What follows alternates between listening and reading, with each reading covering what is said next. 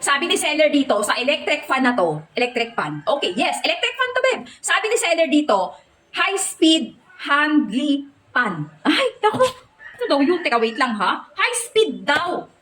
Eto ha, kailangan, seller, nagsasabi ka ng totoo. Kasi nako, bahala ka, mapapahiya ka dito sa live natin. Sa live, mapapahiya ka sa video ko. Okay, complete inclusion with a box lagayan, of course, no?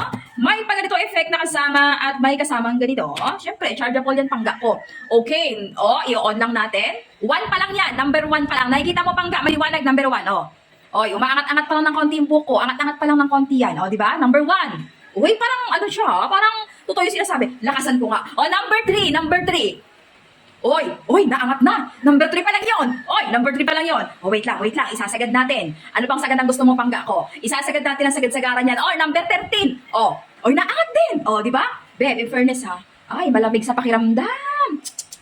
Very useful ngayong tag-init. Seller, good job. Literal. Kung gusto niyo yung ganito, Beb, maglalagay ako dyan ng yellow basket sa baba. Diyan kayo mag-check para literal yung makukuha nyo na talagang, napakalakas mga bossing ko. Okay, check nyo na yan.